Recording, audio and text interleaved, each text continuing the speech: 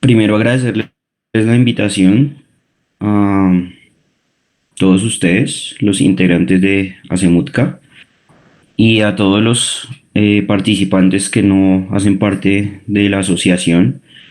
Les agradezco en serio de corazón la invitación y haberme tenido en cuenta para tratar de compartirles un poco desde mi experiencia y desde mi formación en investigación, algo que es muy importante a la hora de hacer procesos de investigación, no solo formal, sino también investigación formativa, que es un proceso en el cual los estudiantes de medicina y de otras áreas afines a las ciencias de la salud están enfrentados durante su proceso de formación. Por algo la llaman investigación formativa. Sin embargo, ¿qué le deja a uno esta experiencia de investigación formativa durante el pregrado a un estudiante? Creo que hay un sinsabor y es no quedar claro en la forma en cómo uno debe investigar. Y esos vacíos se ven reflejados a la hora de buscar personas que quieran profundizar en los procesos de investigación y no tienen las herramientas suficientes para poder efectuar ese proceso. No es raro en nuestro país y en nuestro medio médico que un estudiante de pregrado no sepa hacer investigación. Y es que estamos ante una situación delicada y es que dentro de los programas curriculares de las ciencias de la salud, de las profesiones asociadas a ciencias de la salud, está plasmado en ese currículo el proceso investigativo, pero no es suficiente con plasmar en el currículo el proceso de investigación en el estudiante, sino que el estudiante tenga de verdad bases sólidas y conocimientos eficaces para poder desarrollar un proceso investigativo. Ahí es donde está nuestro gran problema y nuestra falta de formación, no solo como estudiantes, sino también quiero que tengan presente que los profesionales como tal, ya formados, ya graduados en pregrado, no tienen bases sólidas de investigación. Estamos viendo el proceso de construir un proyecto de investigación solo como un requisito de graduarnos, pero no como lo que debiera ser realmente, que es motivar a las personas en formación universitaria a realizar procesos de investigación. Eso yo creo que en mi concepto es la mayor crítica que yo le pudiera hacer a la formación pregradual en Colombia, no solo en áreas de la salud, sino en general a todas las áreas del conocimiento. No estamos formando a los estudiantes con miras de volverlos investigadores, sino simplemente los estamos haciendo efectuar un supuesto proceso de investigación, pero no con toda la solidez científica y metodológica que eso conlleva. Entonces, lo que yo vengo a compartirles a ustedes es algo de esa experiencia y algunas bases teóricas, epistemológicas y científicas de cómo deberíamos hacer la construcción de un anteproyecto. El anteproyecto, como su nombre lo indica, serían las fases previas para la construcción de un proyecto de investigación y para la posterior ejecución. Entonces, vamos a tratar de desarrollar una serie de ideas al respecto.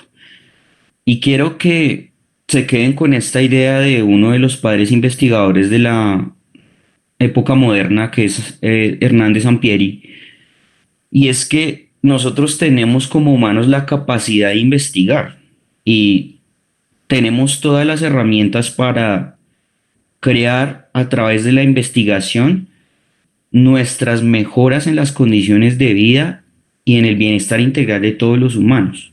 Ese es el fin último de la investigación. No es la fama, no es el reconocimiento, no es solo el ansia académica. La investigación es y será la herramienta para conocer todo el medio que nos rodea y poder modificarlo con miras a tener una calidad de vida mejor como seres humanos. Lo que vamos a tratar de abordar en los siguientes minutos, espero que las ideas que yo vaya a compartir sean muy claras, sencillas y digeribles para todos ustedes. son las siguientes. Vamos a hacer un poco de generalidad con respecto al proceso investigativo. Vamos a dejar claras las rutas de investigación, o sea, los tipos de investigación existentes, y en un último tramo desarrollaremos lo propio de esta conferencia, que es cómo se define un protocolo de investigación y qué elementos compondrán ese protocolo de investigación, con algunas acotaciones en cada uno de los componentes constitutivos de ese protocolo. Entonces, nosotros, como una de las ciencias, digamos, cuasi exacta, porque nosotros como médicos no podemos definirnos como una ciencia exacta, más bien somos una profesión que usa ciencias humanas y ciencias exactas para su constitución. Trabajamos el modelo de investigación científica a través de esas bases que nos dejó el proceso de haber constituido el llamado método científico. De manera que nos consideramos una área y una profesión que trabaja con el método científico en la gran mayoría de sus estudios para conseguir la comprensión de un determinado fenómeno. Dentro de esas epistémicas de la investigación científica debemos entender que estudiamos fenómenos que están en constante cambio y evolución, que la forma de investigar fenómenos científicos en el área médica no fue la misma hace 50 años, hace 100 años, hace 200 años, y que la que estamos actualmente viviendo no será la misma que tendremos dentro de 50 o 100 años. De manera que esos procesos de investigación son cambiantes y evolutivos, están constantemente recambiándose las formas de abordar esos fenómenos, de comprenderlos y de investigarlos.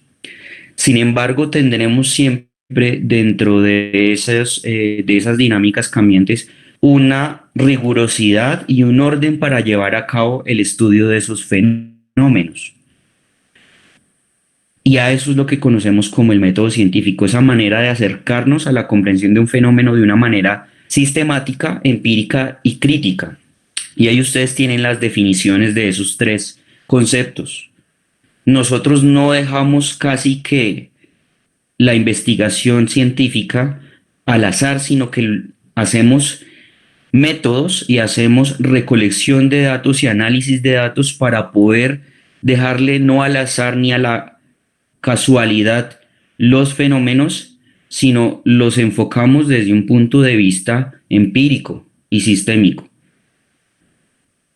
De manera que cuando nosotros armamos un protocolo de investigación científica, debemos tener en cuenta eso. No podemos dejarle al azar el fenómeno, sino tenemos que organizar de tal manera ese protocolo de trabajo para que los fenómenos estudiados realmente sean abordados desde un punto de vista empírico.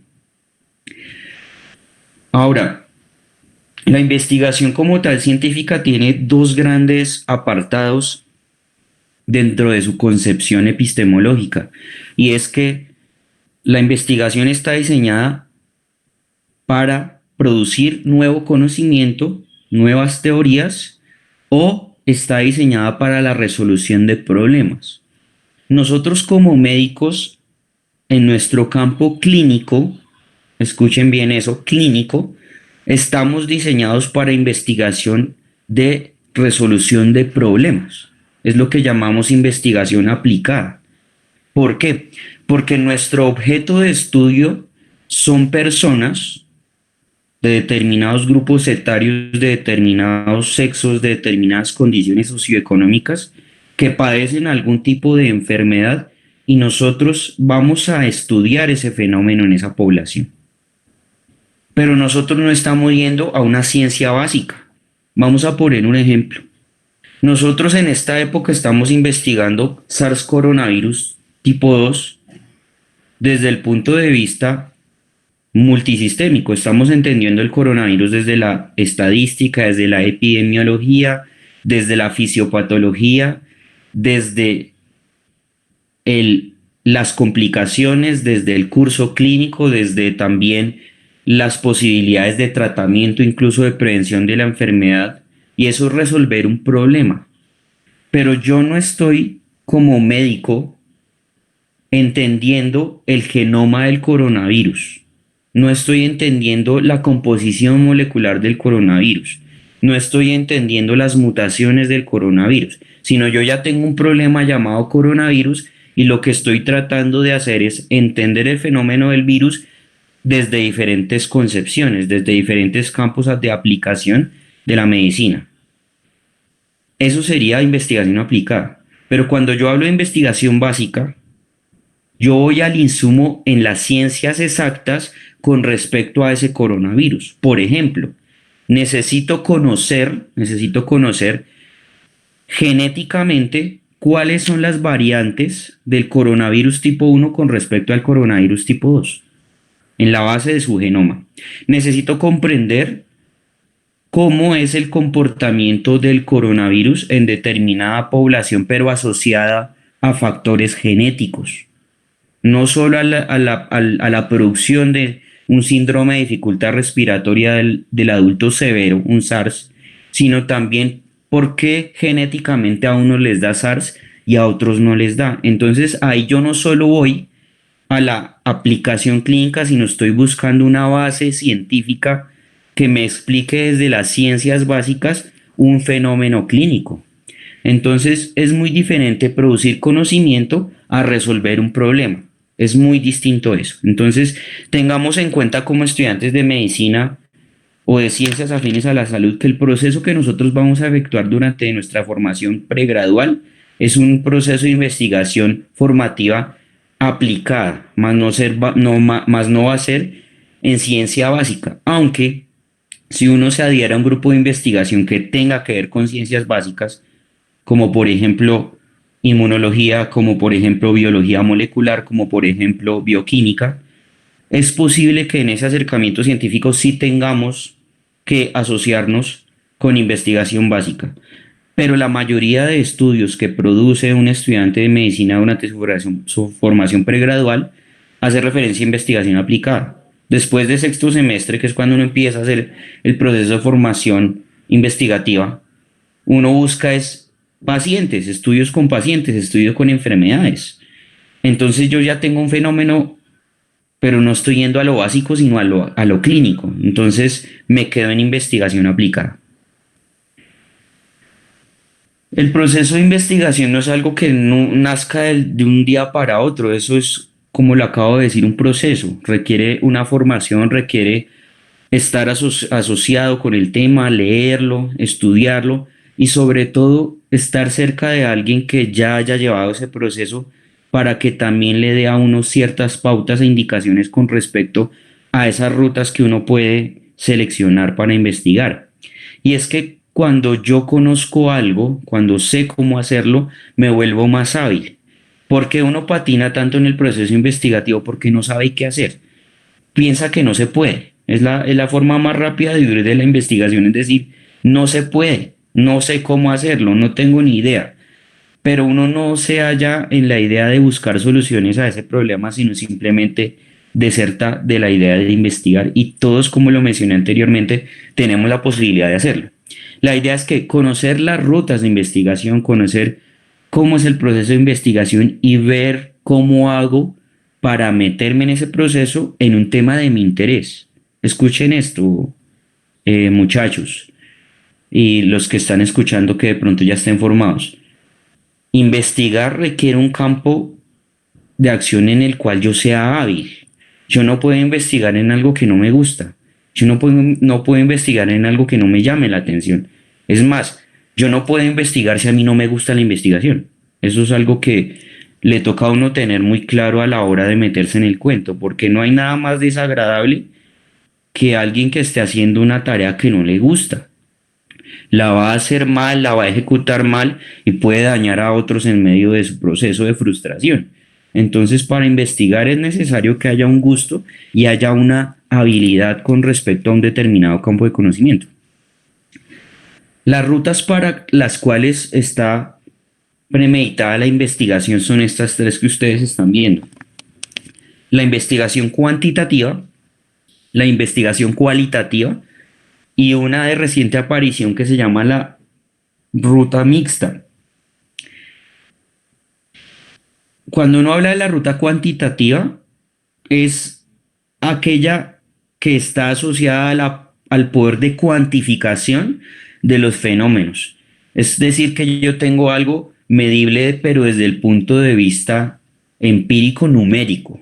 Yo puedo magnificar el fenómeno y la probada de mis hipótesis con respecto a ese fenómeno usualmente tienen que ver con medidas estadísticas y probabilísticas. De manera que este campo cuantitativo es el que más se ha asociado al campo médico y no es así. Es una de las rutas que podemos efectuar en la investigación médica, pero no es la única. Ya nombré las otras dos. En el proceso de investigación cuantitativa nosotros tenemos una serie de fases que sí o sí deben ir en un orden totalmente riguroso que ustedes lo pueden ver ahí en la diapositiva. Todo inicia con la fase de concepción de la idea investigativa, la realización del protocolo y después la ejecución de ese diseño dado en el protocolo para conseguir unos datos, hacerles un análisis matemático estadístico y después elaborar unos reportes de resultados con unas conclusiones. Cada una de esas fases precede a la otra. O sea, yo no puedo pasar de la fase uno a la 4. No puedo pasar de la fase uno a la 5. No.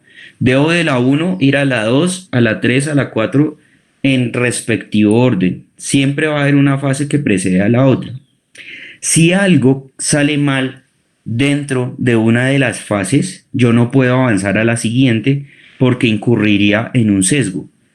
Entonces, para poder avanzar en la siguiente fase, yo debo tener totalmente claro que completé mi fase previa de una manera adecuada y con la menor cantidad de errores posibles. Va a haber error aleatorio, va a haber posibilidad de error, pero yo debo asegurarme que sea el mínimo error posible y que ese error sea debido al azar y no a alguna de mis intervenciones o manejos. Entonces, en la ruta cuantitativa para investigación médica hay una, digamos, delgada línea en lo estricto. Estamos hablando de que aquí debemos ser más cuidadosos. No es que en la cualitativa uno no sea cuidadoso, pero aquí la rigurosidad es mucho mayor que en la ruta cualitativa. En la ruta cualitativa, ¿qué sucede? Yo no cuantifico fenómenos, sino yo exploro fenómenos y trato es de ver perspectivas, trato de ver reflexiones, trato de ver significados desde el fenómeno de estudio en la población a la cual estoy yo estudiando. Y aquí hay unas fases que sí o sí son sine qua non necesarias, que es la concepción de la idea de investigación y el desarrollo del protocolo en una fase 2. Pero de ahí en adelante, como ustedes pueden ver el diagrama, uno puede intercomunicar una fase con la otra o devolverse. Y eso lo hace uno constantemente durante todo el desarrollo del estudio. Eso le da a uno la posibilidad de tener muchísima más apertura a corrección de errores que en la ruta cuantitativa. En la ruta cualitativa yo puedo ir modificando el protocolo a mi conveniencia. En cambio, en la ruta cuantitativa el protocolo debo diseñarlo bien para poder hacer el estudio, si no, no me va a dar unos resultados favorables. En cambio, en la ruta cualitativa uno puede ir manipulando el protocolo, uno puede ir manipulando el problema a la medida que va recogiendo los datos y los va analizando. O sea, uno hace de todo al tiempo en la ruta cualitativa. En cambio, en la cuanti dijimos que había una orden estricto. Cuando uno trata de mezclar los dos fenómenos, tiene entonces lo que llamamos una ruta mixta. ¿Qué es importante dentro del proceso de formación de un proyecto de investigación y de un protocolo de investigación? El tener un equipo y que ese equipo conozca bien las rutas de investigación. Yo no puedo trabajar con un grupo de investigación si ninguno de sus integrantes está formado en investigación. Yo no puedo mezclar campos de conocimiento que no sean afines y necesarios para mi objetivo de investigación o para el campo de investigación. Vamos a poner un ejemplo. Si el objeto de estudio es coronavirus en adultos, yo no voy a poner a pediatras a hacer el estudio, porque estarían totalmente en un campo que no es afín a su formación. Yo no voy a poner a estudiar coronavirus a cirujanos, ortopedistas, cirujanos plásticos. ¿Por qué? Porque no es un campo afín a su formación. De manera que para yo efectuar la consecución de un adecuado grupo de investigación, de un adecuado equipo de investigación, debo tener afinidad y diálogo de saberes con los integrantes de ese equipo. Es necesario tener varias ramas de conocimiento y que haya algo que llamamos interdisciplinariedad. Es necesario en un equipo de investigación contar no solo con unos líderes que tengan un mayor dominio de determinados temas, sino necesitamos de unos subequipos que también hagan parte del proceso. Ejemplo, en un grupo de investigación es necesario un estadista, necesitamos también epidemiólogo, necesitamos también quien conozca muy bien metodología de la investigación y usualmente no es un epidemiólogo. Necesitamos alguien que sea experto, alguien experto en el grupo de investigación. Por ejemplo, si vamos en el desarrollo de una vacuna para coronavirus, necesitamos un experto en desarrollo vacunal y más allá, que sea experto en el desarrollo de vacunas contra virus ARN, que conozca el tema.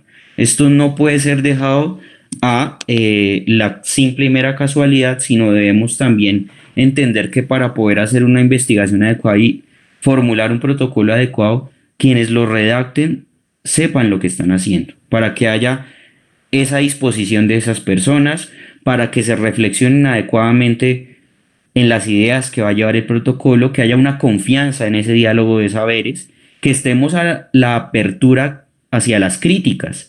En un equipo de investigación uno no puede creer que tiene verdades absolutas, sino tiene que tratar es de modificar esa cabeza hacia la apertura a sugerencias e incluso hacia críticas no destructivas sino constructivas y valorarlas de la manera adecuada. Entonces, en la constitución de un protocolo de investigación es importante que haya ese equipo de investigación con un diálogo de saberes adecuado. Finalmente, entonces entramos a lo que nos atañe principalmente en esta charla, y es qué es un protocolo de investigación y cómo lo hacemos, cómo lo diseñamos. Cuando nosotros nos hablan de protocolo de investigación, tenemos que pensar que es un documento escrito, ¿vale? No son imaginaciones, ni pensamientos, ni ideas. Realmente un protocolo es un documento escrito, es un documento. Y en ese documento, ¿qué está consignado? Absolutamente todo lo que el grupo de investigación establece para poder ejecutar un proyecto de investigación. Quiere decir que en ese documento está diseñado un proyecto de investigación. En ese documento está planificado cómo se va a hacer la investigación, en qué ruta me voy a desenvolver, cómo lo voy a hacer, cuándo lo voy a hacer, con quién lo voy a hacer, cuál va a ser mi forma de hacerlo y qué espero yo haciendo esa investigación. De manera que es un documento que tiene una rigurosidad y que debe estar muy bien hecho, debe estar bien redactado de una manera detallada, completa, antes de poder ejecutar la investigación. O sea, nosotros no hacemos el protocolo cuando ya empezamos el estudio, no, es al contrario. Yo hago el protocolo, lo diseño y después con lo que está consignado en el protocolo ejecuto mi investigación. ¿Cuáles son, digamos, los pilares del protocolo de investigación? Uno es el planteamiento del problema, ya vamos a ver unas acotaciones de eso. Otro es la metodología y otro es el análisis de la información que yo recolecto a través de mi protocolo, de la ejecución de ese protocolo. Esos son los pilares básicos del protocolo de investigación.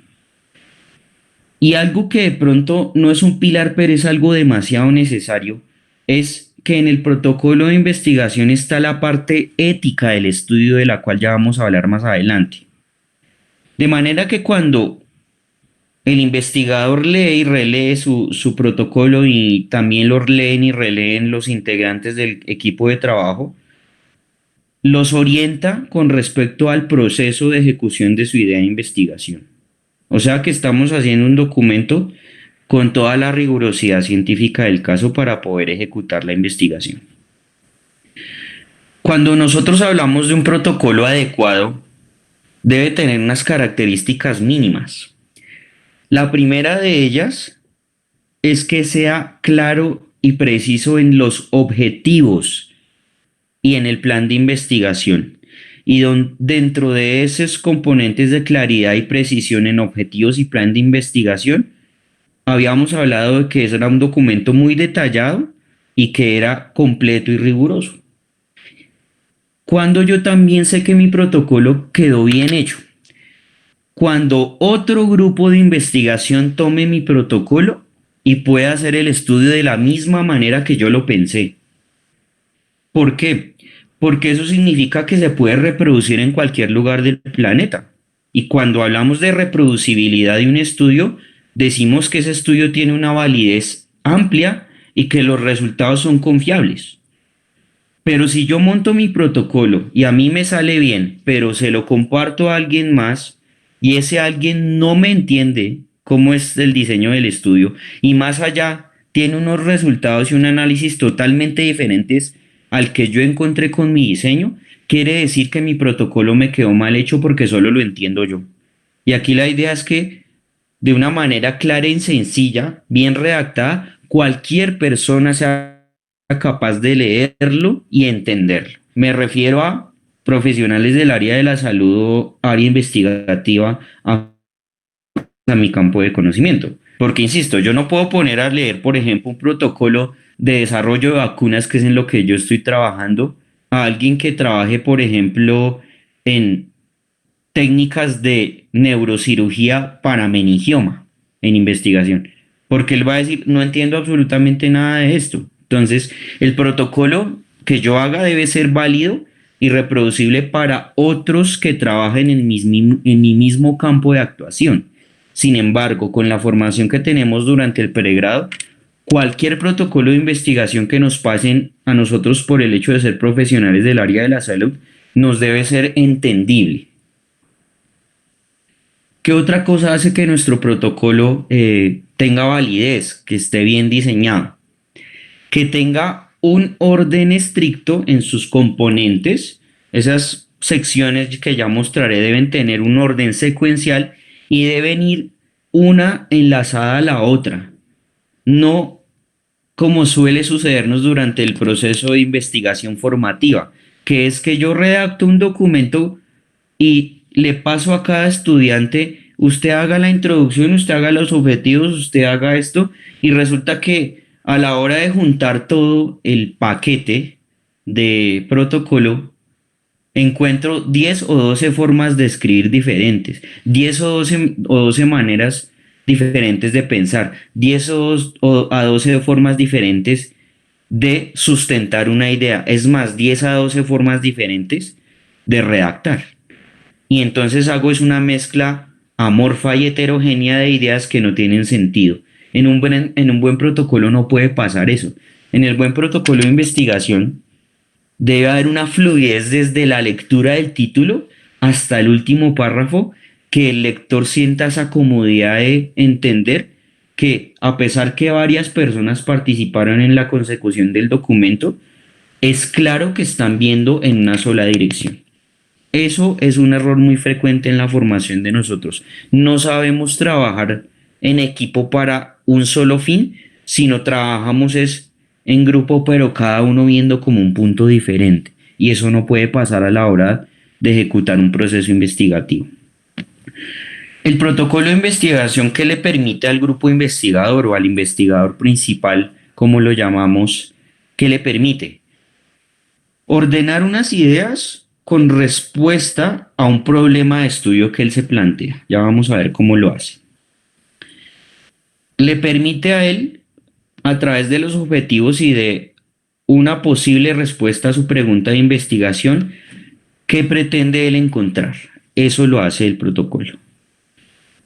¿Qué más hace el protocolo por el investigador? Le permite establecer cómo y a través de qué medios va a encontrar lo que espera, es decir, la hipótesis, en la población que él estudiará. Ahí está consignado absolutamente todos los datos con respecto a él, cómo logrará encontrar sus respuestas a su pregunta investigativa.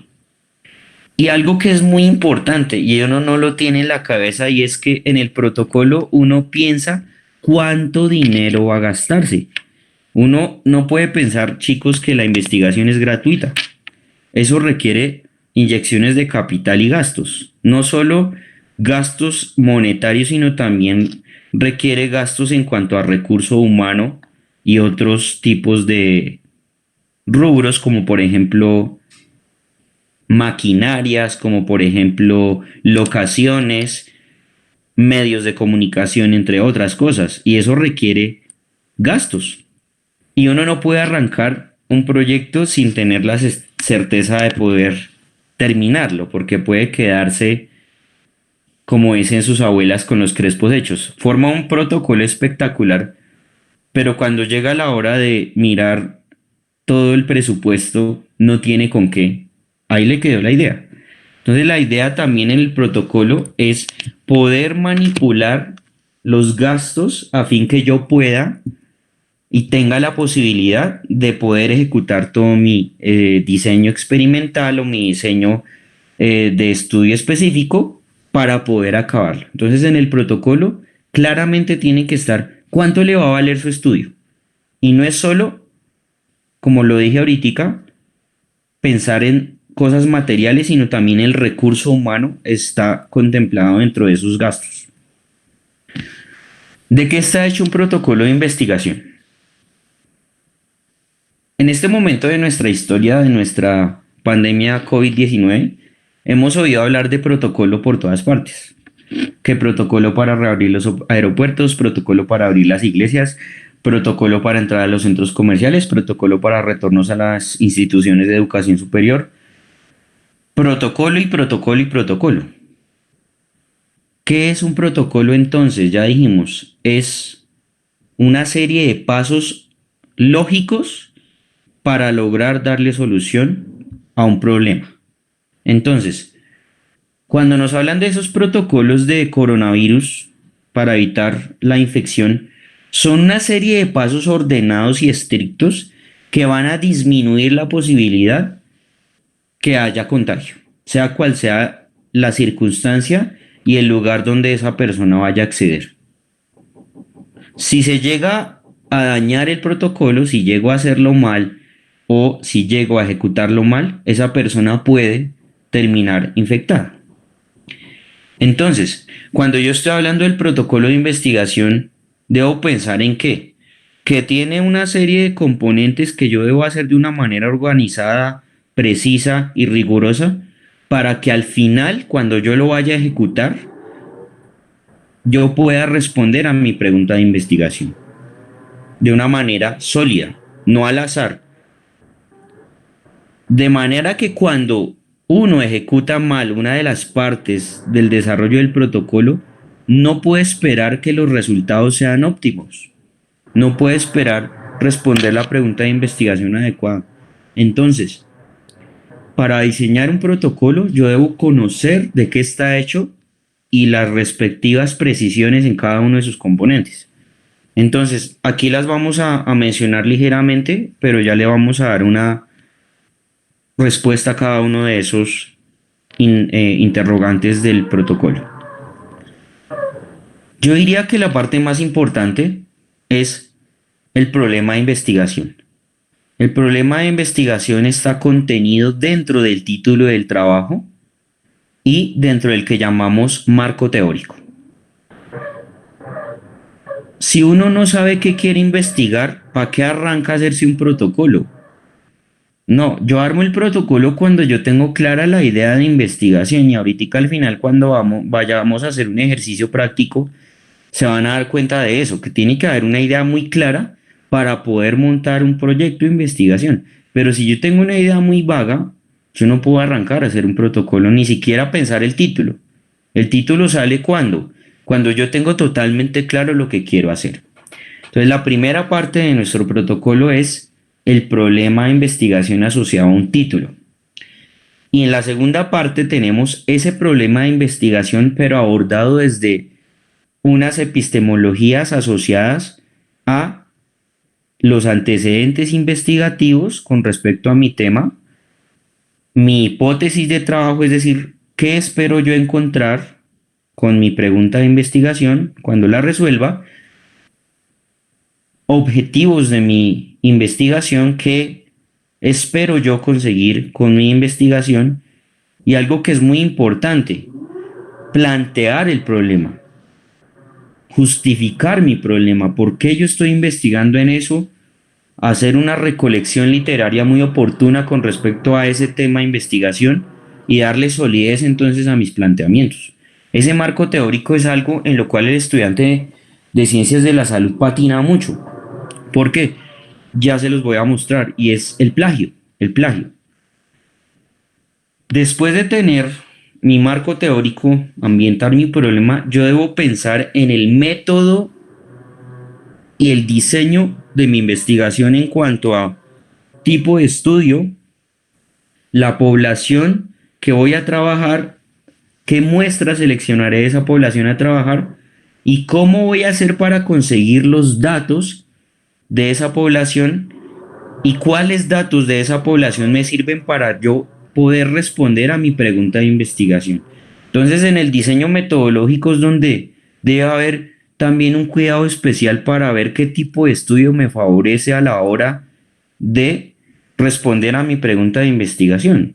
Entonces, si yo selecciono mal mi pregunta de investigación, mi problema de investigación, voy a seleccionar mal el método que voy a ejecutar. Entonces, es importante aquí tener un apoyo de profesionales afines a la metodología de la investigación que me orienten al respecto de qué tipo de estudio es el más conveniente para realizar mi diseño metodológico. Después de este cuerpo grueso viene algo que se mira con desprecio, pero como lo mencioné anteriormente es importante. Lo primero es, éticamente mi estudio es válido y la ética aquí en la investigación con seres humanos es muy clara. Entonces ahorita vamos a ver qué tipo de parámetros yo tomo para construir mi teoría con respecto a si mi estudio es o no válido desde el punto de vista ético. Y en la parte final de nuestro protocolo debe ir consignado lo que estábamos hablando de los recursos, no solo económicos, sino también humanos, físicos, que se van a emplear para poder desarrollar lo que pensé como estudio, como investigación. Y algo muy importante que tampoco se tiene muy en cuenta, ¿cuánto tiempo pienso gastarme en conseguir mi investigación? Entonces hago un cronograma con tiempos más o menos exactos para saber cuánto me debo gastar. Y algo que patinan desde primer año todos los estudiantes del planeta Tierra, y es que escriben pero no le dan crédito al lugar de donde sacaron la información y su información muchas veces es de una evidencia científica paupérrima, muy pobre. Entonces ya ahorita vamos a mirar a qué hace referencia la bibliografía de forma adecuada en un protocolo. Entonces estos son los componentes, los elementos que hacen parte de un protocolo. A continuación, vamos a tratar de desglosarlos uno a uno de una manera muy digerible para cada uno de ustedes. Dijimos que la piedra angular es buscar un problema que sea de mi afinidad, de mi gusto y que yo tenga una formación suficiente para poder ejecutarlo. El título del protocolo establece con pocas palabras, pero con palabras contundentes, cuál es mi problema de investigación y cuál es mi objeto de estudio. O sea, cuando usted le dan un protocolo de investigación, usted lee el título, ya sabe exactamente qué se va a reproducir en esas 20 o 30 cuartillas que le dieron para lectura. Si el título está mal redactado, pierde ese atractivo para que alguien lo lea. Si el título está mal redactado, puede darle una mala idea a la persona que lo está leyendo sobre lo que yo estoy plasmando en el protocolo. Si el título está mal redactado, puede que yo no persuada a la persona que está leyendo el protocolo para darle un aval. De manera que el título es muy relevante en el momento de hacer un protocolo de investigación. Y en ese título, ¿qué debe haber? El qué, el a quién, el cuándo y el dónde va a ser hecho mi estudio. ¿Qué, a quién, cuándo y en dónde va a ser hecho mi estudio? De manera que el título resume en grandes medidas qué voy a encontrar dentro de esas cuartillas de trabajo. Dijimos que la segunda parte era el marco teórico, otros lo llaman también el marco conceptual. Y está ese marco teórico basado en unos parámetros muy bien claros y definidos. El marco teórico no es simplemente que ustedes cojan y transcriban un libro o unos artículos y copien y peguen toda la información que encuentren y ya, referencian y nos vamos. No. La construcción de un marco teórico, de un marco conceptual o marco referencial, necesita una lectura crítica de la literatura que encuentra al respecto. Y eso es algo que uno como estudiante de ciencias de la salud no hace. Uno lee cualquier cosa y la pone en un trabajo, pero no es capaz de entender si lo que está leyendo vale la pena incluirlo dentro de su trabajo. No es capaz de discernir si lo que está leyendo tiene una validez científica, tiene un peso científico. No es capaz de mirar el año de publicación de ese manuscrito, sino simplemente lo coloca por llenar hojas. Y les voy a decir algo que uno de mis profesores de metodología de investigación me lo decía durante mi formación de maestría, y es que un marco teórico no es ni largo ni corto. Un marco teórico es bueno o malo, me decía el profe Giovanni. Y es cierto, uno puede tener marcos teóricos de 30 cuartillas, es decir, de 30 hojas, y ser malísimos. Y puede tener marcos teóricos de 5 cuartillas y ser muy buenos. Porque aquí no importa la extensión, sino la calidad de lo que esté escrito dentro de ese marco teórico. ¿Cómo se hace un marco teórico? Yo debo tener clara la idea de investigación. Dijimos que eso era lo capital, la piedra angular. Y de esa idea de investigación, yo debo sacar las que llamamos palabras claves, ¿cierto? Las palabras claves. ¿Qué son las palabras claves? Son aquellos términos que tienen una relación directa con mi tema de investigación y que al yo incluirlos en una base de datos me van a arrojar resultados afines a mi tema de investigación. También los llaman los términos MESH, M-E-S-H. Esos términos MESH o palabras claves tienen esa idea, ayudarme a encontrar literatura asociada a mi tema de investigación. Pero yo no puedo creer que todo lo que yo encuentre con mis términos MESH me sirve. No. Después de yo hacer mi búsqueda en bases de datos, en libros de texto o en la fuente que yo desee, yo debo leer lo que hay en esos manuscritos. Y debo decantar qué me sirve y qué no me sirve. Porque pongan un ejemplo en Google. Usted pone una palabra clave en el buscador de Google o en el Google Scholar, por ejemplo, y le bota millones de resultados a veces. Entonces, ¿qué me va a ayudar las palabras clave? A delimitar la búsqueda, a hacerla más precisa. Uno debería, como estudiante de ciencias de la salud, hacerse un pequeño curso para aprender a buscar en bases de datos de revista no solo indexada, sino no indexada, también en bases de bibliotecas virtuales, pero uno no lo hace. Uno cree que por poner en Google cualquier palabra, todo lo que bote ahí Google es válido, ¿no? Eso es un error muy, muy grave. Y no solo hablo de Google como uno de los buscadores universales, sino en general de cualquier buscador de página web. No decantamos la información y entonces pensamos que todo lo que está ahí es válido. Y no. En investigación científica la idea es buscar qué tanta información hay con respecto al tema de mi interés. Porque si hay vacíos en el campo de conocimiento que a mí me interesa, entonces vale mucho la pena investigar ahí, porque hay vacíos.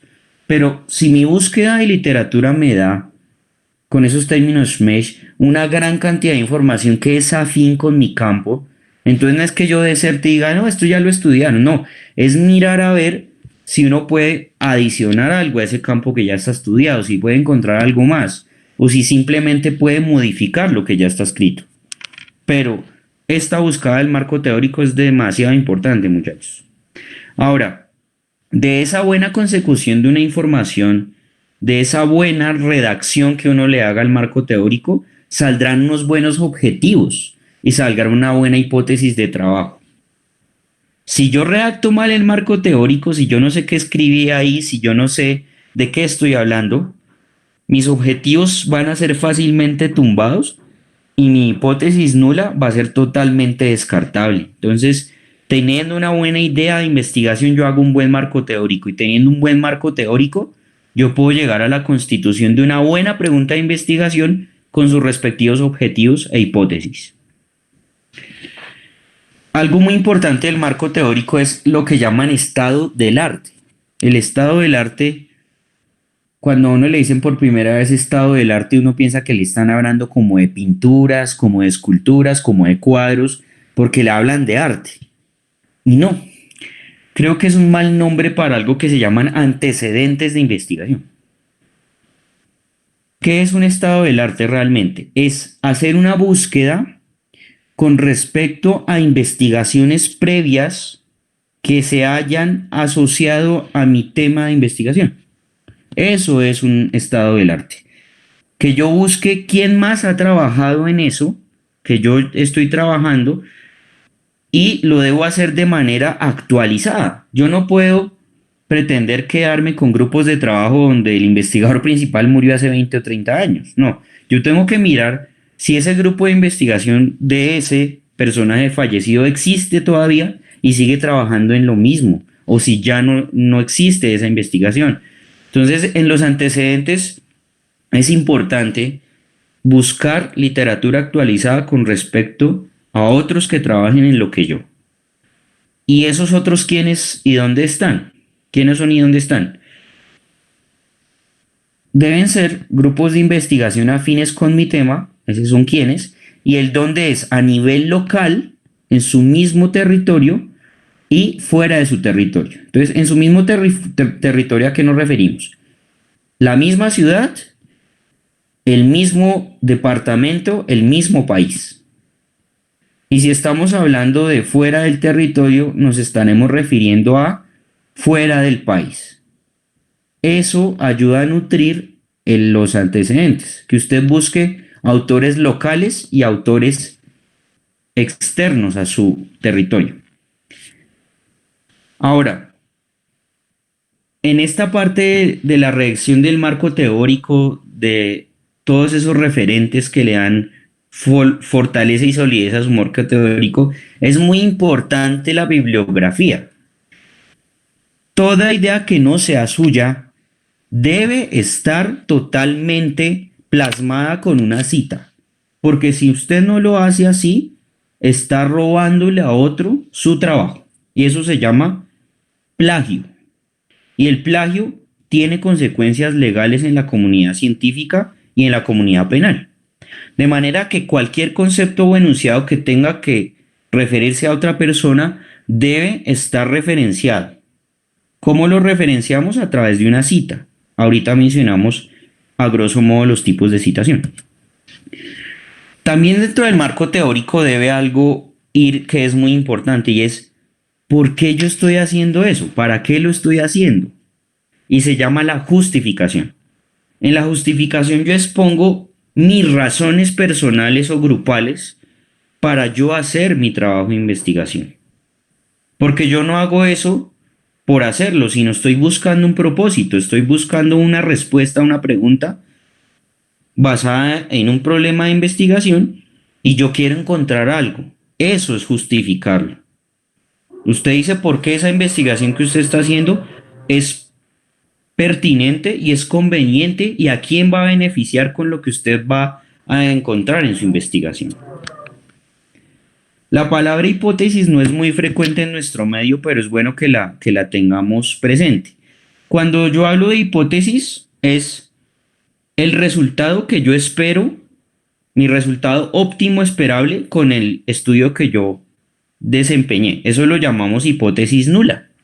Cuando yo ejecuto el protocolo, recojo los resultados y tengo respuesta a mi pregunta de investigación, yo comparo lo que encontré con lo que supuestamente iba a encontrar. O sea, comparo la hipótesis nula con los resultados y la valido o la desecho. De manera que con el marco teórico yo puedo decir qué esperaría encontrar en mi estudio basándome en los trabajos de otros y basándome en mi experiencia. Entonces desde ahí yo voy a entender qué es lo que espero encontrar y cómo lo voy a encontrar. La hipótesis debe quedar muy bien estipulada dentro del marco teórico y es algo que también no se hace de una manera muy adecuada en nuestro medio. Y finalmente en el marco teórico va algo que es muy, muy importante y son los objetivos de investigación. Un objetivo que es algo que usted espera encontrar a través del desarrollo de su protocolo de investigación, de su proyecto de investigación.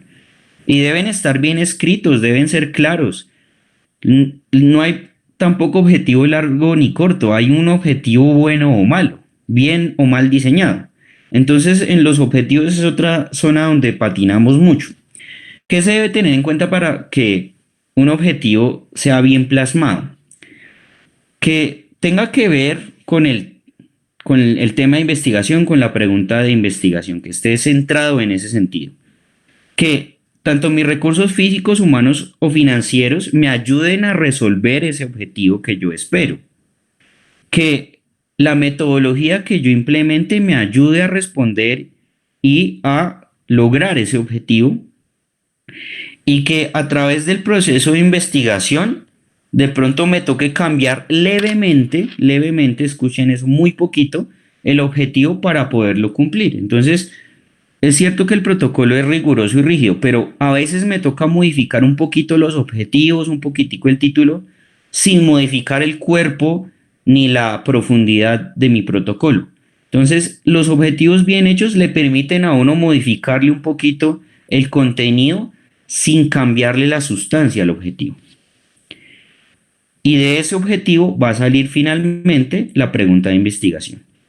¿De dónde uno puede ayudarse para construir objetivos en investigación científica?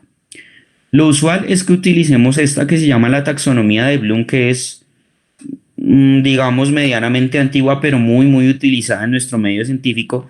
Y en la taxonomía de Bloom nosotros encontramos una serie de verbos que ustedes los ven ahí, que nos ayudan a construir objetivos y están basados en qué tipo de orden cognitivo en investigación yo estoy aplicando. No es lo mismo crear conocimiento que recordar conocimiento. No es lo mismo evaluar conocimiento que comprender conocimiento. No es lo mismo analizar conocimiento que aplicar conocimiento. Entonces, de acuerdo al tipo de estudio que uno efectúe, de acuerdo a la idea de investigación, pues uno utiliza la taxonomía de Bloom más o menos para darse idea de cómo encontrar un buen verbo que le ayude a plasmar su objetivo de investigación. Los verbos que usamos en los objetivos son verbos en infinitivo, o sea, uno no empieza un objetivo con una persona, no lo inicia con un adverbio, sino con un verbo.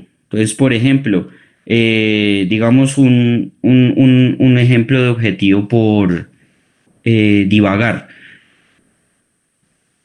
Comprobar la efectividad del tratamiento con ivermectina en pacientes con COVID-19 complicado en unidad de cuidado intensivo bajo ventilación mecánica. Ese es mi objetivo. Miren que empecé con un verbo, comprobar, y después el resto. Entonces, los verbos que uso para los objetivos van en infinitivo. Yo no digo tratar de medir, no, pongo medir. Yo no digo querer y querer implementar el protocolo de COVID-19. No, yo digo implementar el protocolo de COVID-19. Entonces, miren que son verbos que se usan en infinitivo. Después viene algo que requiere de la asesoría de alguien con experiencia en metodología de la investigación y usualmente en nuestros campos de formación son los epidemiólogos clínicos. Y es que para formar un buen protocolo yo tengo que tener un buen método, un buen método. Ustedes lo han conocido hasta el día de hoy como materiales y métodos. Pero la idea es tratar de comprender que ese método es la forma como voy a llevar a cabo mi proyecto para poder cumplir mis objetivos que plasmé en el marco teórico y para verificar mi hipótesis. Entonces, si yo no tengo claro el problema, nadie me va a decir, mire, el mejor método es este. El método bien diseñado me debe ayudar a conseguir mis objetivos y a verificar mi hipótesis. De manera que cuando se tenga que hacer un diseño metodológico, es muy importante conocer qué tipos de estudios existen. Y ustedes ya han oído varias veces por ahí en sus estudios de pregrado y también escuchando alguna que otra conferencia, que hay unos tipos de estudios en investigación médica. Tenemos los estudios experimentales, tenemos los estudios observacionales, ¿cierto? Y dentro de esa maraña de estudios encontramos unos que son prospectivos, otros que son retrospectivos, unos que llamamos estudios de cohortes, otros que llamamos de casos y controles, otros que llamamos series de casos, ¿cierto? Y entonces, dentro de todos esos tipos de estudios que hay, uno debe seleccionar el que mejor le conviene a su pregunta de investigación, a sus objetivos y a las hipótesis que uno planteó. Entonces, aquí es clave que si yo soy epidemiólogo, fabuloso, porque yo mismo dirijo el diseño metodológico. Pero si yo no tengo claro eso, si tengo claro el tema de investigación, pero no tengo claro el diseño metodológico, es bueno que yo me apoye en alguien que me ayude a diseñar esa parte.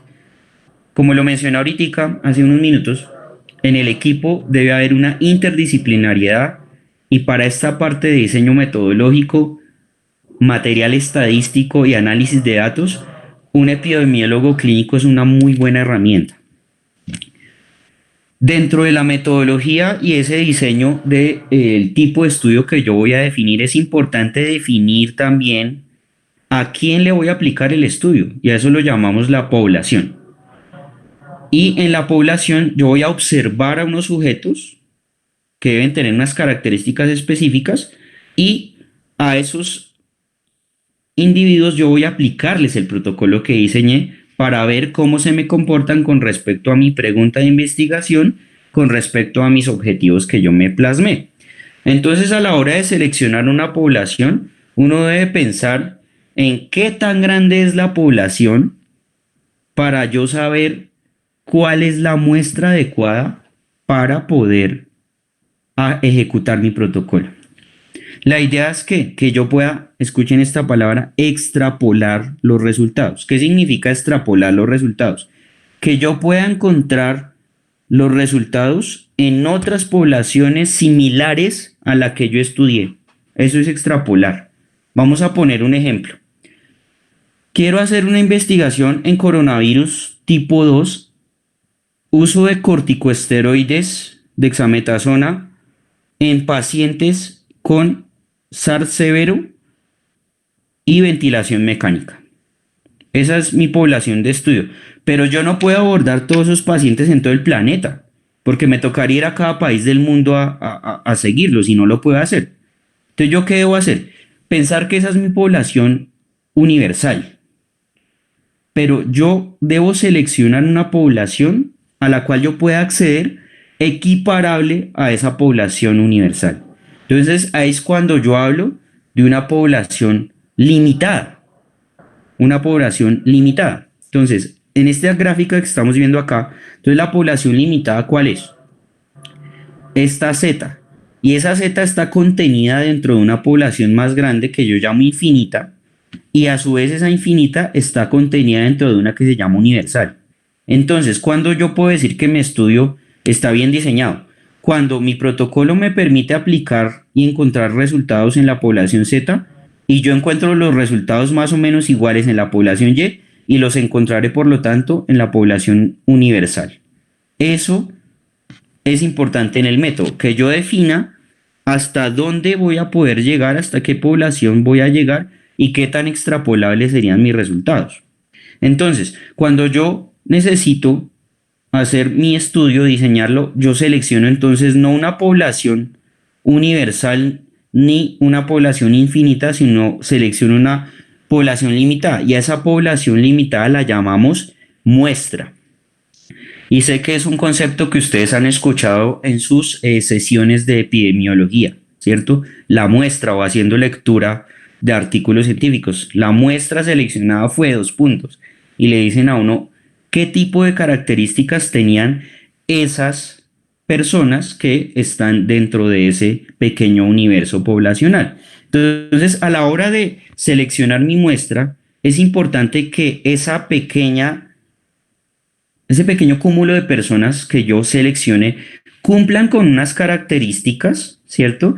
Y que esas características no difieran mucho de población que esté fuera de ese círculo cerrado llamado muestra. Entonces, lo que llamábamos ahorita de extrapolar resultados. Entonces, cuando yo calculo una buena muestra, me garantiza que de manera aleatoria yo pueda ejecutar mis resultados en otra población y más o menos encuentre los mismos hallazgos.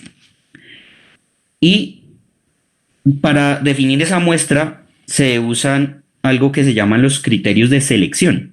Dentro de los criterios de selección encontramos esos que están ahí apuntados, los que llamamos criterios de inclusión, de exclusión y de eliminación. ¿Qué son los criterios de inclusión? Son aquellas características que debe tener la persona que vaya a ingresar al estudio. O sea, si la persona seleccionada aleatoriamente o por conveniencia, como ya lo voy a mencionar, no cumple con todos los requisitos que están por mí estipulados, no se incluye en el estudio. Ahora, ¿qué es un criterio de exclusión? Aquella característica que tiene una persona que podría ser seleccionada, que la saca del estudio, la saca, o sea, por ejemplo, si yo quiero incluir en mi estudio pacientes para coronavirus entre 30 y 40 años, hombres, quiere decir que excluyo a todos los hombres mayores de 40 años y menores de 30 años, ¿de acuerdo? Ese sería un criterio de exclusión. Cuando hablo de criterios de eliminación, cuando por alguna causa, durante el desarrollo del estudio, uno de esos seleccionados por inclusión y exclusión tuvo que dejar el estudio, ya fuera porque él mismo lo decidió, ya fuera por mortalidad, ya fuera por una causa externa que lo sacó del estudio. A eso lo llamamos eliminación. Cuando nosotros seleccionamos de manera inadecuada la muestra, incurrimos en algo que se llama sesgos de selección. E incluso la eliminación también puede producir un sesgo de selección. Y entonces, ¿qué debemos hacer en el protocolo? Tratar de estipular qué haríamos si la muestra que tenemos no es suficiente y si la muestra que tenemos por alguna causa se descompleta durante el desarrollo del estudio. Eso lo hacemos de manera matemática. Entonces, para seleccionar la muestra, nosotros hacemos dos tipos de selección. La que llamamos muestreo por probabilidad y el que llamamos muestreo no probabilístico. Entonces, uno requiere un cálculo matemático, el muestreo probabilístico, y el otro se hace por conveniencia de acuerdo a unas determinadas características elegidas por el investigador. Entonces, en el muestreo probabilístico yo necesito la ayuda de alguien que sepa estadística, alguien que sepa matemática en la investigación y bioestadística principalmente. ¿Por qué? Porque yo le digo, mire, mi estudio es este, mi población global más o menos es tantas personas. ¿Cuántas personas considera usted que yo debo incluir en mi estudio? Y él me va a decir, aplicamos un modelo matemático y me dice, vea, más o menos tantas personas debe usted tener como mínimo para tener un buen poder en el estudio. Eso es probabilístico. Y entonces ahí encontramos el muestreo aleatorio simple, el aleatorio escalonado, etcétera. Ya cuando no tenemos ese tipo de herramientas, sino lo usamos a conveniencia, modelo de selección no probabilístico. En el no probabilístico, entonces yo selecciono cuántas personas van incluidas con mis criterios de selección, tanto de inclusión como de exclusión, y las selecciono por mi cuenta. Ese presenta obviamente mucho mayor sesgo que el probabilístico. Sin embargo, ambos están en posibilidad de ofrecerme un sesgo. En la parte metodológica debe ir consignado algo que se llaman las variables. ¿Qué son las variables? Todas aquellas características que yo voy a medir con respecto a mis sujetos incluidos dentro del estudio. Todo lo que yo le vaya a medir. Entonces, vamos a persistir con el ejemplo que estamos diciendo. Entonces, una variable de un paciente hospitalizado en unidad de cuidado intensivo por coronavirus y que tenga indicación de ventilación mecánica podría ser cuántos días dura con ventilación. Dos, ¿qué edad tiene ese paciente? ¿Qué sexo tiene ese paciente? ¿Cuál fue la indicación de llevarlo a intubación mecánica? ¿Qué medicamentos se le han aplicado? Todos esos son variables que yo puedo cuantificar. Y entonces definimos varios tipos de variables y algo muy importante que se llama la definición operacional de una variable. Entonces, las definiciones operacionales de una variable, ¿qué son? Es la forma como yo defino la variable y cómo la mido. Ejemplo, días de ventilación mecánica. Esa es mi variable. ¿Cuál sería la definición operacional? Número de días que dura el paciente bajo intubación orotraqueal y ventilación mecánica o ventilación no mecánica. Esa sería la definición operacional. Y digamos ya en la respuesta a esa variable yo debo colocar un dato, ¿sí? Por ejemplo, 2 días, 3 días, 4 días, 5 días, etcétera. Entonces, ese tipo de variables que yo tengo, las puedo clasificar en unos tipos de variables. Variables independientes y dependientes es mi primer ítem, y ahí ¿qué defino yo? ¿Qué variable no me modifica para nada el comportamiento de otra? Esa es una variable independiente. Y una variable dependiente que sería aquella que si yo modifico va a cambiarme mi desenlace. Esa sería una variable dependiente. Cuando yo hable de variable cuantitativa, haría referencia a numérica y cualitativa a una característica descriptiva. Entonces, por ejemplo, si estamos hablando del paciente con ventilación mecánica, algo cualitativo sería sí, no, sí estuvo en ventilación, no estuvo en ventilación. Y uno cuantitativa sería, estuvo en ventilación mecánica 3 días, 4 días, 5 días. Una cosa es un número, otra cosa es un dato característico, una descripción. Y cuando hablo de cuantitativas, yo tengo variables que llamo discretas incontinuas. Las variables discretas son aquellas que solo tienen una cifra numérica. Las continuas son aquellas que tienen una cifra decimal acompañándola. ¿Listo? Entonces, 10 es una variable discreta. 10,67 es una variable continua. Entonces, esas variables tengo que definirlas muy bien dentro de mi protocolo en la parte metodológica. Algo que también es importante en la parte metodológica es cómo voy a recolectar los datos y a través de qué herramientas las voy a recolectar. Entonces, en ese sentido, es importante saber qué tipo de estudio estoy desempeñando, ya sea un estudio experimental, ya sea un estudio de cohortes o cualquiera de los diseños de los cuales mencioné y ustedes ya han oído hablar. para poder saber cómo voy a recolectar mi información y cómo la voy a almacenar. Entonces, dentro de la metodología debe estar totalmente estipulado cómo y qué voy a recoger, quién lo va a recoger, cómo lo va a recoger, cuándo lo va a recoger y dónde lo va a almacenar. Entonces, esta parte también debe ser cuidadosa para que no haya ningún sesgo asociado a la recolección de la información, el que llaman sesgo de información. Entonces, aquí es muy clave que el que diseñe el método sea muy cuidadoso en la recolección o en el cómo se van a recolectar los datos. Entonces, hay tres reglitas generales para saber cómo se recolecta la información. Uno, que sea sencilla de obtener y que sea barata de obtener. Entonces uno piensa, oiga, ¿cómo hago para recoger mi dato que sea fácil y que me salga económico, que me salga incluso gratis? Segundo, que se pueda medir. Mensurable significa que se pueda medir y que esa medición sea exacta y precisa. Ese concepto de exactitud y precisión es muy importante, por ejemplo, en los estudios de tipo cuantitativo. ¿Por qué? Porque en la precisión y exactitud estarán mis resultados válidos o no de acuerdo a un modelo matemático de análisis de datos.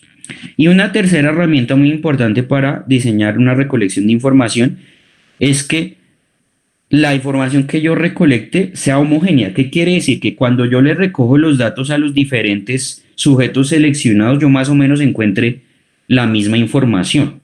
Eso es ser homogéneo.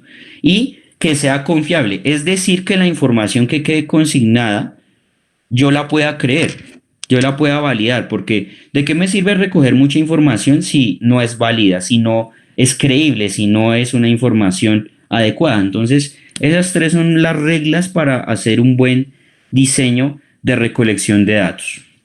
Una vez recogidos los datos, en el protocolo debe estar escrito cómo voy a mover esos datos para analizarlos. Entonces, debe estar consignado qué tipo de método estadístico, y entonces encontramos herramientas como la T-Student o el Chi-Square o el ValueP, ¿sí? Varios de esas herramientas matemáticas estadísticas que me sirven para validar información a través de herramientas matemáticas. Entonces deben estar consignadas dentro de esa parte del estudio. Yo debo colocar muy bien qué tipo de herramienta estadística usé para validar mis estudios, ¿vale? Entonces, esta parte es muy del epidemiólogo también para poder saber qué herramienta estadística es más válida para un determinado tipo de estudio. Ya en la parte final de nuestro protocolo dijimos que era importante tener en cuenta la ética. Entonces, en toda investigación que se ejecute, tanto en humanos como en animales, debe haber un precepto que sea la protección de esos seres vivos, que haya algo que se llama el primum non nocere, el primero no hacer daño. Y en la investigación científica debemos estar familiarizados con unos códigos de ética internacional y con unas declaraciones de ética, incluso leyes y decretos que salen de nuestro poder legislativo, que nos ayudan a estar dentro de los parámetros de bioética para poder desarrollar investigación. Uno en lo que no recaba a la hora de construir un protocolo con cuidado es si cuando yo hago ese estudio estoy dañando a alguien, si cuando yo hago ese estudio de verdad estoy aportándole a la humanidad o la estoy dañando. Entonces, estos protocolos son antiquísimos. La Declaración de Helsinki, el Código de Nuremberg, la Declaración de Belmont, la Declaración de Budapest, son documentos que tienen más de 50 años de existencia. El de Budapest era el más eh, joven, entre comillas, y es del año 1978. Entonces, estos códigos y declaraciones, ¿qué consignan? Consignan la forma como yo debo proceder para poder hacer investigación en humanos. ¿Listo? Y a nivel local también tenemos unos decretos y resoluciones que trabajan con investigación, que están discutidos en la luz de nuestro poder legislativo en el Congreso y Senado, pero también tienen participación de las diferentes comunidades científicas de nuestro país, y estas resoluciones y decretos son distribuidas por nuestro Ministerio de Salud. Todo investigador debe conocer estas resoluciones, estos códigos, estas declaraciones, y deben quedar consignados dentro del protocolo, porque de nada me sirve que yo los lea y los tenga claros si no los coloco en el protocolo. Entonces deben quedar escritas en unos párrafos o en una cuartilla cuáles son las declaraciones por las cuales usted se rige para poder hacer su investigación. Y en investigación humana algo es muy importante.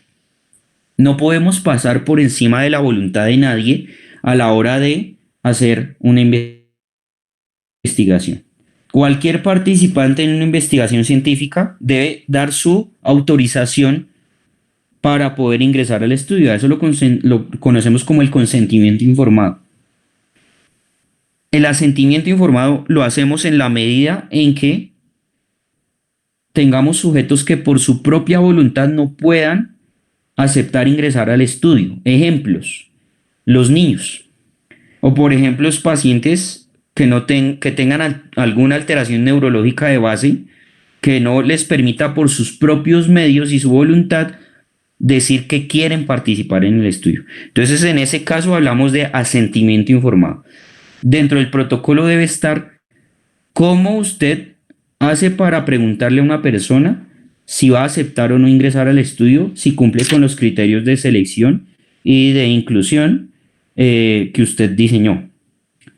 Entonces, debe haber en anexos de su protocolo la carta de consentimiento y asentimiento informado. ¿Cómo debe estar redactada? Hay modelos en las diferentes guías nacionales e internacionales de protocolo de investigación. Le dicen a uno qué datos deben ser consignados para hacer la carta de consentimiento y asentimiento. Finalmente, lo que tenemos es en el protocolo la parte de recursos que se van a utilizar en la investigación. Entonces, aquí, como había mencionado al principio, no solo debo tener en cuenta la parte económica, que serían recursos financieros, sino yo debo tener en cuenta al personal que necesito de diferentes ramas, tanto técnica como profesional como administrativa, que tengan que incluirlos como parte de mi proyecto, y eso se llama recurso humano. También debo tener en cuenta los elementos y las locaciones que yo voy a utilizar para poder hacer mi estudio. A eso lo llamo recursos materiales. Y evidentemente dinero, ya hablando como tal de gastos reales en cuanto a dinero, debo tener claro cuánto me va a costar mi investigación y de dónde voy a sacar el dinero, porque yo puedo tener un sueño de investigación pero no tengo dinero. Entonces debo buscar fuentes de financiación y decirles claramente vale tanto. Entonces vamos a poner un ejemplo. Yo hago una investigación en determinada vacuna pero no tengo medios. Sin embargo, Colciencias los tiene. Entonces, cuando yo le paso el protocolo a Colciencias, ellos me dicen, vea, efectivamente su protocolo está bien diseñado y le vamos a dar el 100% de los recursos que usted puso ahí. Entonces ya consiguió financiación. Algo que preocupa mucho a los investigadores, no solo en nuestro país, sino en general a nivel internacional, es de dónde sacar plata para investigar. Porque uno creyera que no hay recursos para eso, pero sí las hay. Lo que pasa es que uno a veces no los busca de manera adecuada. Sí hay instituciones que se encargan de dar recursos para la investigación, pero ¿de dónde sale esa plata? De un buen protocolo. Si el protocolo está bien hecho, usted convence a esa persona con los recursos y ellos le botan el dinero. Pero si el protocolo no es atractivo, si está mal diseñado, si no está bien construido, no va a ser algo que llame la atención. Muchos de los proyectos que nosotros pasamos a Colciencias en Colombia, ¿en qué se quedan? Que están mal diseñados los protocolos, de manera que no resultan atractivos para la entidad y no le van a dar entonces los recursos que usted necesita. Lo final en el protocolo de investigación, ya con esto terminamos, es la logística. ¿En qué consiste la logística? En que usted organice en cuestión de tiempos cómo va a ejecutar el proyecto. Entonces, para eso uno construye una serie de esquemas. Este es uno de los más usados, se llama el diagrama de Gantt. En este uno mira en meses, en semanas o en años, dependiendo de lo que uno, de los periodos de tiempo que uno vaya a trabajar, cuánto tiempo se va a gastar en ejecutar el trabajo. Entonces yo con esa idea de temporalidad sé qué tanta velocidad le imprimo a cada uno de los componentes de mi protocolo. Incluso miren que cuando uno empieza un proyecto hay una fase de lectura. Y uno dice, no, el protocolo empieza con la, con la, con la recolección de datos y mentiras. ¿Cuándo empieza el proyecto? Cuando usted hace la idea. Ahí empezó todo. Entonces usted dice, oiga, me voy a tomar un mes para construir mi marco teórico, para recoger la bibliografía, para leerla y para redactar mi marco. Después dice, voy a tomarme 2 semanas o 3 para redactar el protocolo. Después hago tantas semanas para recolección de datos, tantas semanas para análisis de la información, tantas semanas para elaborar el informe de resultados y finalmente tantas semanas para entregar mis resultados a la comunidad científica. Entonces, en la parte logística es muy importante que tengamos en cuenta nuestras limitaciones personales en cuanto a tiempo. Si yo soy una persona muy lenta a la hora de investigar, pues no voy a mandar un protocolo a 6 meses. Entonces, algo que usualmente hacemos en investigación es montar estudios a mínimo un año y máximo 2 o 3 años. ¿Por qué? Porque uno sabe que pueden ocurrir contratiempos y un buen estudio de investigación necesita tiempo. Además, hay estudios que quedan abiertos. Yo no sé si ustedes han oído hablar, por ejemplo, de estudios famosos en diabetes, famosos en riesgo cardiovascular que aún están abiertos. Por décadas han estado abiertos, 20, 30, 40 años en esos estudios de riesgo cardiovascular que han hecho en Europa principalmente o en Norteamérica. Esas cortes las siguen por décadas. Entonces hay que pensar hasta dónde somos capaces de llegar en tiempos. De manera que si yo tengo una buena idea de investigación y la tengo bien aterrizada, hago un buen protocolo y yo digo en mi cabeza, oiga, yo creo que en tanto tiempo lo tengo listo. La bibliografía es lo que enmascara la buena realización del protocolo. Entonces, para finalizar, quedamos en que citábamos durante el marco conceptual y el marco teórico todo el estado del arte a diferentes autores, de donde yo considero que la bibliografía es adecuada, que esté dentro de los últimos 5 años previos a cuando yo vaya a realizar la investigación. Sin embargo, hay artículos que por tradición y por su calidad uno puede tomar superiores a 10 años. Vamos a poner un ejemplo. Si en 15 años nadie estudió mi tema, yo puedo colocar el artículo de hace 15 años. Y el sustento está en que en 15 años nadie investigó nada al respecto. Entonces, hay que valía esa referencia de que sea superior a 5 años. Pero la idea es que sea bibliografía actualizada, bases de datos de revista indexada, libros de texto, siempre bien referenciados. Si son páginas web, hay formas de referenciar las páginas web, pero deben estar absolutamente referenciadas. En literatura médica hay dos tipos de referenciación clásica, las más utilizadas, que son APA. La versión APA es la última, es del año 2019 y este año ya venía también una nueva APA. Y la tipo Vancouver, también llamada AMA. Estas dos tipos de referenciaciones son las clásicas en literatura científica médica.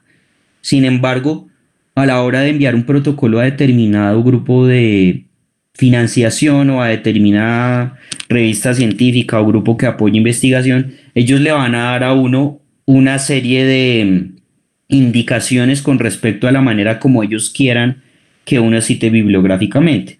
Sin embargo, la gran mayoría de autores utilizan las normas que previamente pues les mencioné.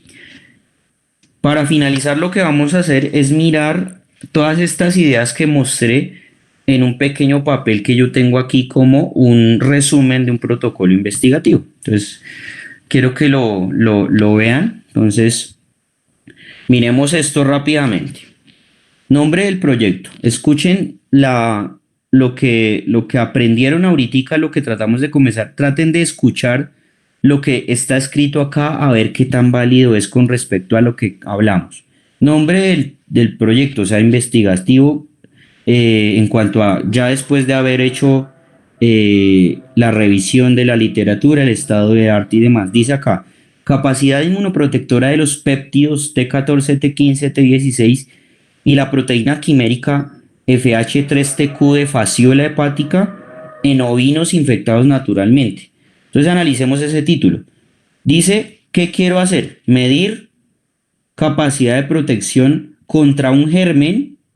Me dice cuáles son esos posibles candidatos vacunales y me dicen la población en la cual yo voy a hacer el tipo de estudio. Entonces miren que ahí está lo que hablábamos de en dónde, en quién, qué, ¿cierto? Está el grupo de trabajo. Miren que dice incluso cuántas horas a la semana cada uno va a trabajar, ¿cierto? Miren este objetivo. Empieza con un infinitivo.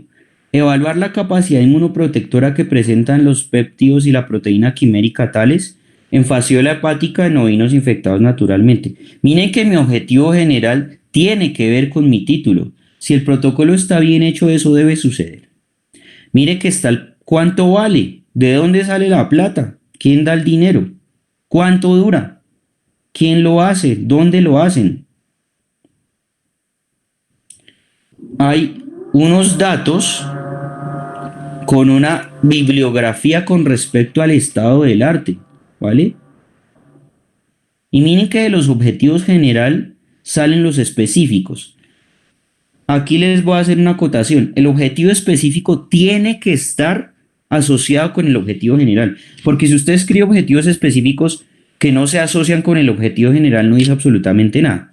Entonces, leamos estos objetivos específicos y asociemos al objetivo general. Dice el 1, demostrar la seguridad in vitro, o sea, en laboratorio, de los péptidos y de la proteína quimérica de fasciola hepática. Tienen que ver con el objetivo general, claro. Estoy evaluando primero, no en animales, sino en el laboratorio, qué tan seguro es para una célula las moléculas que utilizaría después en las ovejas. 2. Medir la respuesta inmune frente a esos péptidos y la proteína quimérica en los ovinos infectados. O sea, ya no solo estoy pensando en la seguridad in vitro, sino in vivo. O sea, ya estoy haciendo un segundo paso para llegar a mi objetivo definitivo. Y tercero, estimar la seguridad in vivo de esos péptidos, de esa proteína de fasciola hepática. O sea, miro si protegen inmunemente contra fasciola esas moléculas y aparte de eso miro si nada le pasa a las ovejas negativo con la aplicación de esas moléculas. Entonces, estoy haciendo con base en el objetivo general mis objetivos específicos. Otra cosa importante dijimos en el protocolo, ¿cuánto le vale? Entonces ahí dice cuánto le vale los sueldos de las personas, cuánto le valen los equipos, cuánto le valen los materiales, cuánto valen los animales, cuánto vale que usted publique en la revista, etcétera. Todo eso tiene cabida dentro del protocolo de investigación, ¿vale? Y tienen, miren, un cronograma. Yo me pongo unas metas. Tengo 3 objetivos específicos, entonces yo miro cuánto tiempo me gasto para cumplirlos con un porcentaje de ejecución parcial y total, y aparte de eso, ¿qué voy a mostrar a quien me está solicitando el trabajo?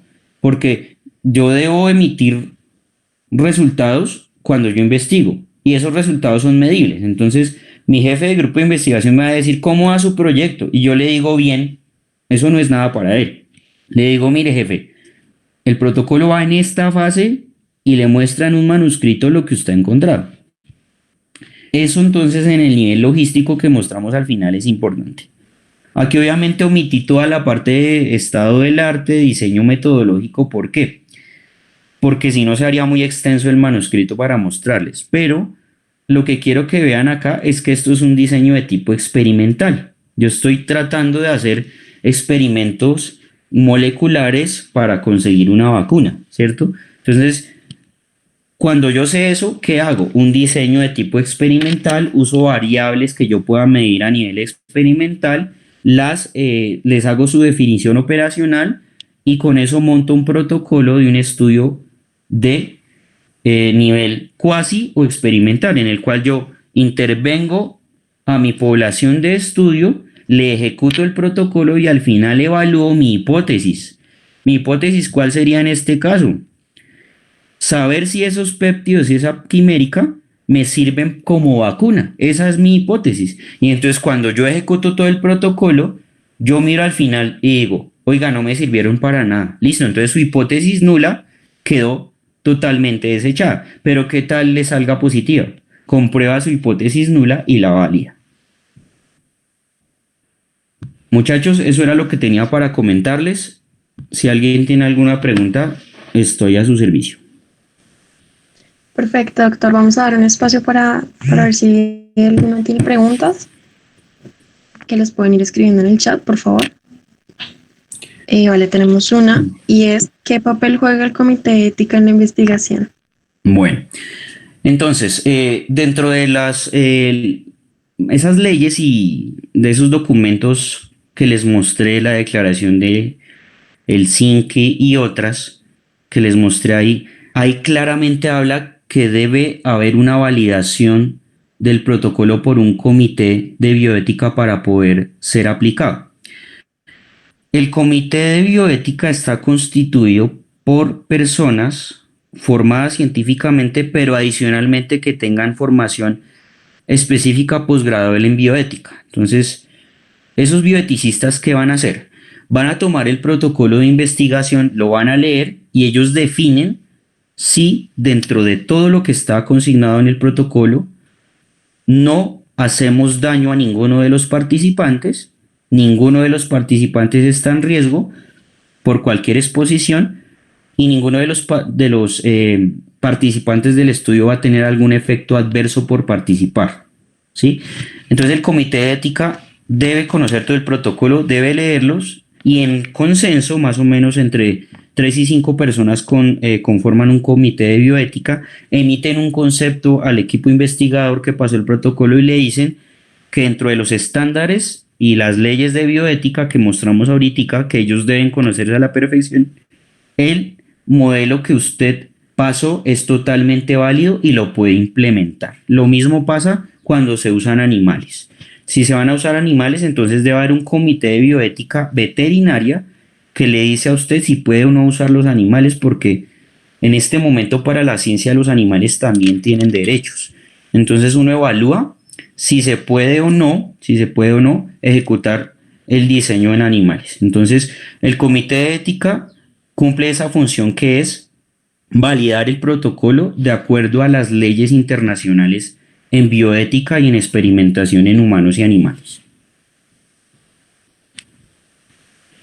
Listo, doctor. Tenemos otra que es, Pérez Díaz, el estudio puede perder validez si se usan muchos artículos que sobrepasen los 5 años. Los artículos que uno utiliza, lo que hacen no es darle validez a la investigación. Lo que hacen es darle soporte investigativo y científico a mi investigación. ¿Por qué? Porque cuando yo leo con respecto a un tema y voy buscando palabras clave y busco literatura, yo le doy solidez a lo que yo estoy haciendo. Pero cuando hablamos de validar el estudio, que ese estudio tenga un peso epidemiológico y estadístico, lo que yo tengo que trabajar bien es el diseño metodológico. Yo puedo, como les dije ahorita, usar artículos de hace 15, 20 años porque son los únicos que existen. Sin embargo, cuando yo hago el diseño metodológico, si yo no lo hago bien, si no selecciono bien la muestra, si no tengo claros los criterios de inclusión, de exclusión, si no tengo claro el tipo de estudio, si no tengo claras las variables, si no tengo muy bien definidas cómo voy a hacerle la definición operacional a esas variables, cómo voy a recoger los datos y cómo los voy a analizar, ahí es donde pierdo poder en el estudio y pierdo la validez. Entonces, la validez va directamente asociada es a la parte metodológica, ¿listo? Más allá de la parte teórica, estás más asociado a la parte metodológica. Entonces, con la revisión de la literatura y de los referentes, ¿yo qué hago? Aportar a mi hipótesis, porque yo digo, esta gente ya estudió esto y encontró esto, yo voy a irme por este lado. O, oiga, esto ya estudiaron lo que yo iba a hacer, entonces me toca tratar de modificar un poco mi hipótesis y mi pregunta. Entonces, no ayuda ni quita validez estadística y sobre todo poder en los resultados del estudio, la revisión de la literatura, pero sí fortalece a la pregunta de investigación y a la hipótesis. Listo, doctor. Sofía Rincón pregunta, ¿la elección de la herramienta estadística del estudio depende del tamaño de la muestra? Más allá del el tamaño de la muestra es del tipo de estudio, porque no es lo mismo pensar en un estudio que sea de, por ejemplo, de casos y controles, que en un estudio de prevalencia. No es lo mismo hablar de un estudio experimental que una serie de casos. Entonces, cuando ustedes vayan a pensar en la herramienta estadística de valoración del estudio que ustedes piensan, tienen que tener claro es el tipo de estudio que hicieron. Porque una cosa es validar cifras, por ejemplo, nosotros usamos mucho a nivel experimental el valor P, ¿sí? La significancia estadística con valor P, o usamos en algunas ocasiones unos coeficientes matemáticos, pero uno ve que, por ejemplo, cuando se hacen casos y controles usan intervalos de confianza, usan también valor P, de pronto en estudios de prevalencia miran la t-student o miran, por ejemplo, el chi cuadrado. Todo método estadístico de validación de datos está directamente relacionado al tipo de estudio que uno diseña. Entonces, cuando se está en el diseño metodológico, con el biomatemático del equipo o con el epidemiólogo se decide cuál sería la mejor herramienta para hacer el tratamiento de datos en cuanto a validación estadística, ¿vale? Entonces, depende mi herramienta de validación del tipo de estudio que yo diseñe. Listo. Camilo Suárez pregunta, teniendo en cuenta el protocolo de planteamiento de investigación y haciendo énfasis en la parte de la muestra, si se quiere realizar un proyecto en el cual la muestra es grande, pero no se quiere perder el enfoque, ¿qué tanta inclusión se debe tener en cuenta? Por ejemplo, en un estudio cualitativo, ¿cuántas personas se estimarían aproximadamente? Bueno, eso es una pregunta interesante.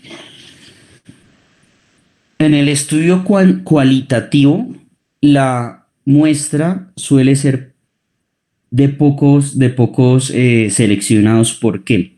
Porque dijimos ahorita al principio que en el estudio cualitativo nosotros hacíamos era recolección de información asociada a reflexiones, vivencias o experiencias de los participantes en el estudio. Vamos a poner un ejemplo. Digamos que queremos montar un estudio de la sensación de depresión, sensación de depresión y de tristeza en los estudiantes de medicina de primer semestre de la Universidad de Ciencias Aplicadas que están en confinamiento desde el inicio de la cuarentena en Bogotá. Entonces yo tengo ahí un universo, ¿cierto? Que es los estudiantes de primero de la Universidad de Ciencias Aplicadas de Medicina, que están en cuarentena. Miren que estoy poniendo ya criterios de inclusión.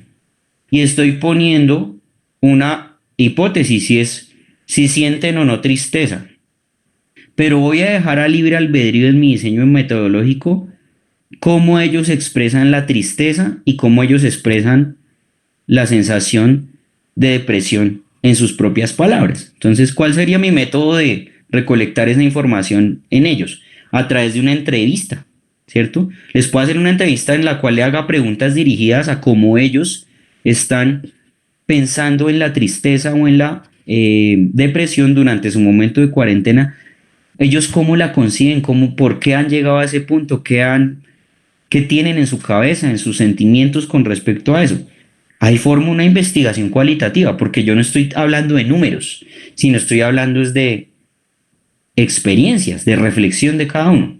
Entonces me dirán, no, pero eso yo no puedo sacar ninguna hipótesis. Claro, usted puede analizar si el fenómeno de cuarentena está o no asociado a depresión o a sensación de tristeza en estudiantes, pero no lo hace numéricamente, lo hace a través de esas herramientas de ciencias humanas, como por ejemplo de sociología, como por ejemplo de psicología. No usan números, pero sí es información científica. Entonces, en ese caso, imagínese capturar entrevistas de 3 horas de una sola persona y piensen que son 110 estudiantes de primer semestre.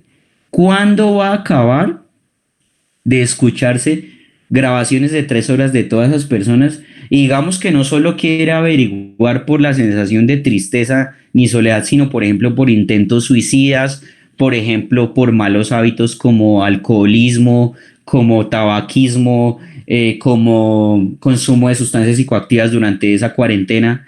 La información que va a tener es supremamente valiosa, pero es demasiado extensa. Entonces, en ese sentido, cuando nosotros tenemos estudios de tipo cualitativo, la muestra suele ser pequeña, ¿vale? Con la experiencia uno aprende a ver qué tanto, por conveniencia obviamente, qué tantos participantes ponen en el estudio para validarlo.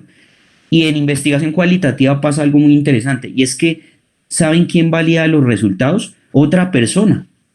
No los tiene que validar una herramienta matemática como ocurre en la cualitativa.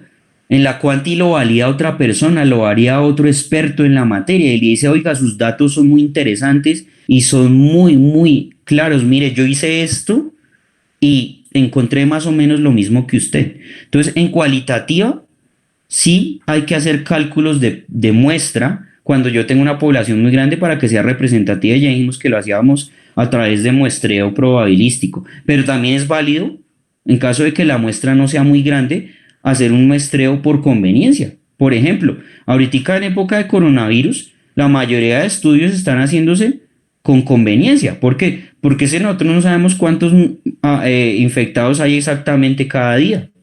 Entonces, ¿yo qué hago? Tratar de hacer una muestra de pacientes por conveniencia. Digamos, tengo 10 en UCI, pues a los 10 les aplico mi protocolo y miro desenlace, ¿sí? Y valido en la medida en que mis herramientas estadísticas también me permitan hacer un buen manejo de los datos. Entonces, para uno poder seleccionar una muestra adecuada y darle validación, debemos tener muy en cuenta lo que dijimos de tipo de estudio, con qué tanta gente yo cuento para poder ejecutar mis criterios de inclusión y exclusión y tener en cuenta muy bien la vía. Si es vía cualitativa, dijimos que en la vía cualitativa éramos muy estrictos con la parte matemática y estadística. Entonces ahí yo debo sí o sí aplicar un protocolo de muestreo, ya sea probabilístico o no probabilístico, para seleccionar la muestra. Pero en quali no importa. En quali uno define qué tanta información tiene que valga la pena incluirlo. Entonces, como lo planteo acá, en el estudio cualitativo, el investigador puede manipular muchísimo la información, no para cambiarla, me refiero no para cambiar la información y validar su hipótesis, no, sino que puede decir, oiga, solo con 3 me es suficiente, o con 4 o 5. Eso pasa en quali, pero en quanti no. En quanti sí le toca a uno hacer un muestreo dependiendo del tipo de estudio. Es muy importante en estudios como en los ensayos clínicos controlados, y aleatorizados tener una muestra calculada de manera probabilística. Pero por ejemplo en las series de casos uno, como lo dice su nombre, son series de cierta patología que no es usual y usted capta 2, 3, 4, 5, pues obvio que no tiene mucho poder estadístico porque son muy pocos, pero es lo que tiene para trabajar. Entonces, dependiendo del estudio, es que yo selecciono la muestra, insisto en eso. Hay que pensar en el tipo de estudio. Con el tipo de estudio, usted piensa qué tipo de muestra necesita, si una pequeña o una grande, y le dice a un matemático, un estadístico, calcúleme cuántos pacientes necesito como mínimo para que mi estudio tenga algo de poder sin posibilidad o con mínima posibilidad de sesgos. ¿De acuerdo? De acuerdo, profe. Camila Mejía nos pregunta, ¿un protocolo se puede ir cambiando a medida que se descubren nuevas cosas que influyen en la investigación? Bueno, la idea es que uno pudiera hacer leves modificaciones en el protocolo, pero antes de arrancarlo, antes de ejecutarlo. ¿Por qué? Porque si uno lo arranca y tiene que estarlo modificando en el camino, significa que usted hizo un mal diseño. Y eso le pasa a muchos. Entonces, una cosa es que ocurran imprevistos durante la ejecución del protocolo que usted no preveía, pero no lo cambia el protocolo. Porque si usted cambia el protocolo, significa que le quedó mal diseñado para lo que usted esperaba encontrar. Entonces, cuando nosotros armamos el protocolo, debemos estar totalmente convencidos que al ejecutarlo vamos a encontrar respuestas a nuestra hipótesis. Si lo tenemos que estar cambiando constantemente, que eso, créanme, por Dios, les ha pasado a ustedes durante su proceso de formación en pregrado, que les toca a cada rato cambiar todo, es porque desde el principio no lo diseñaron bien. Entonces la idea quedó mal planteada, los objetivos quedaron mal planteados, mi revisión de literatura quedó mal hecha, por eso dijimos que tenía que estar actualizada. Claro, si yo tengo un estudio de algo que yo estoy investigando y que sea del último año, pues yo puedo mirar qué cosas de ese último año me sirven para escribir mi diseño metodológico. Pero si yo no reviso la literatura, si yo, digámoslo así, fantaseo con mi protocolo, no lo escribo de manera rigurosa, es muy probable que con el camino que con el camino y con el tiempo me toque estarlo cambiando. Pero créanme, muchachos, que un buen protocolo bien diseñado no tiene que ser en ningún momento modificado. ¿Qué podemos modificar? Y lo dijimos ahorita, el título, ¿cierto? El título lo puedo cambiar no en fondo, sino un poco en forma, ¿cierto? Cambiar un poquitico el título. Los objetivos también los puedo cambiar un poquito. ¿Con respecto a qué? A lo que yo vaya encontrando y que de pronto fue sorpresivo para mí. Pero cambiar todo el diseño metodológico implica casi que volver a empezar de cero con la recolección de datos y eso invalida totalmente el diseño que uno realizó. Entonces, cuando vayan a hacer un protocolo de que deben estar claros, si van a poder hacer lo que está escrito en el papel, porque si no lo pueden hacer, es mejor replantear todo desde el principio antes de pasárselo al comité de investigación, porque usualmente quien avala un proyecto es un comité de investigación, o en un hospital pues lo avalan los comités científicos. Es mejor que se lo devuelvan a uno para correcciones y que le digan, mire, nosotros creemos que no es válido por estas razones, le sugerimos que haga estas modificaciones. Y entonces uno hace las modificaciones y lo vuelve a pasar y se lo aprueban. Es mejor que suceda eso, que se lo devuelvan N veces por no considerarlo viable o factible, a que se lo reciban, usted empieza a ejecutarlo y en el camino se dé cuenta que no se pudo hacer. Porque eso aparte de proferir una frustración personal, que créanme que todos la hemos vivido y es muy dolorosa, es una pérdida de tiempo y de dinero grande. Entonces, dijimos que aquí los recursos hay que buscarlos y si yo los encuentro y los despilfarro, pues nada estoy haciendo. Entonces, para responder a tu pregunta, lo más importante es antes de ejecutarlo, el protocolo, que esté aprobado por el comité de bioética, el comité científico, para decir si sí o no es viable. Si a uno se lo devuelven, es porque algo tiene que no sirve, y eso lo dicen personas con experiencia. Hay epidemiólogos dentro del comité científico, créanme que eso es así, y gente con experiencia en investigación que dice, oiga, esto que escribieron no va a salir, por esto y esto y esto, dan argumento. Y entonces devuelven con comentarios el protocolo y dicen, ajuste estas cosas y vuélvalo a pasar, ¿vale? Entonces, volver a escribir un protocolo fue haberlo hecho mal desde el principio. Perfecto, doctor. Y por último, Alejandra Pérez Díaz pregunta, profe, ¿de qué dependerá el uso de un método probabilístico o no? Entonces, el método probabilístico se debe aplicar en estudios cualitativos, ¿vale?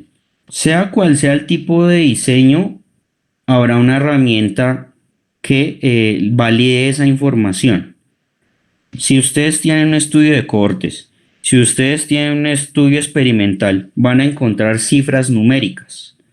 Ustedes calculan una muestra, ustedes hacen unos criterios de selección, tanto de inclusión como de exclusión, como de eliminación, como lo comentamos ahorita. Sí o sí, cuando se tienen datos numéricos, después del muestreo debe haber una validación estadística de los resultados.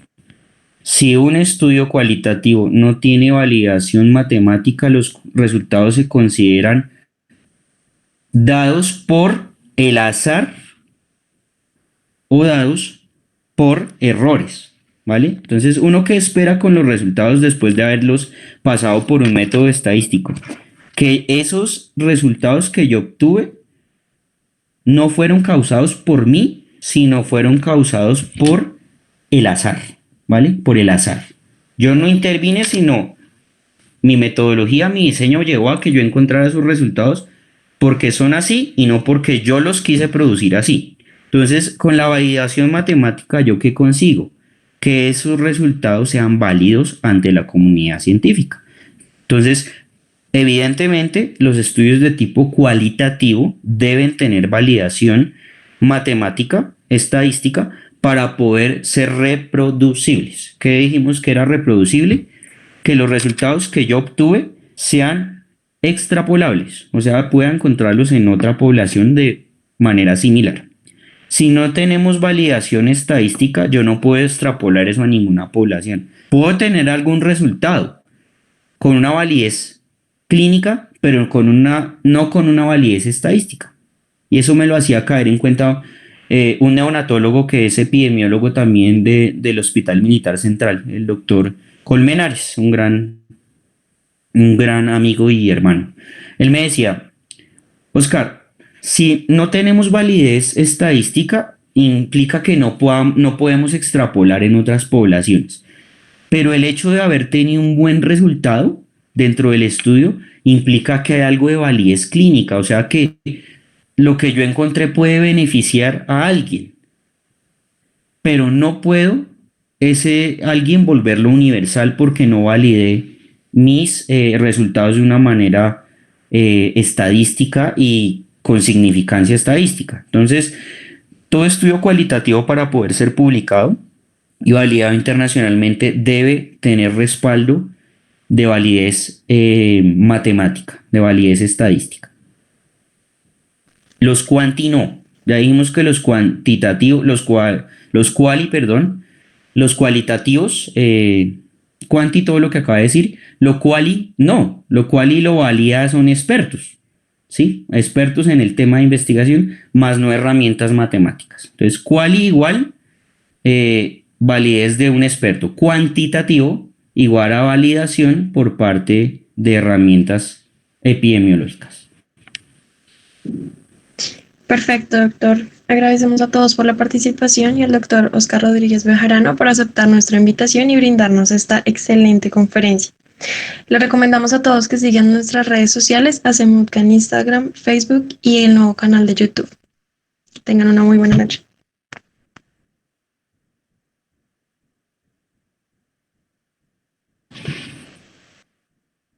Les agradezco mucho por la invitación, muchachos, a Camila, a todos los integrantes de Hacemutca y pues esperemos que haya más oportunidades de seguir discutiendo este tema de investigación que no deja de ser un coco para los estudiantes de ciencias de la salud. Y entonces, nada, motívense a investigar. Cualquier inquietud que tengan al respecto me lo hacen saber a través de mis redes sociales o de mis correos electrónicos que ustedes los tienen. Y nada, si hay una próxima invitación, con mucho gusto estoy para servirles. Bueno, entonces cuídense mucho y que tengan unas buenas noches.